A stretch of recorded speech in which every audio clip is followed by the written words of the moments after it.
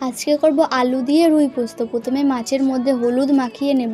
নুন আমার আগে থেকেই মাখানো ছিল। কড়াইয়ে তেল দিয়ে মাছগুলো একটা একটা করে দিয়ে দেব। এরপর ভালো করে 2 পিঠ ভেজে নেব। হয়ে গেলে তুলে নেব। ওই তেলের মধ্যে গোটা জিরা ফোড়ন দিয়ে আলু দেব।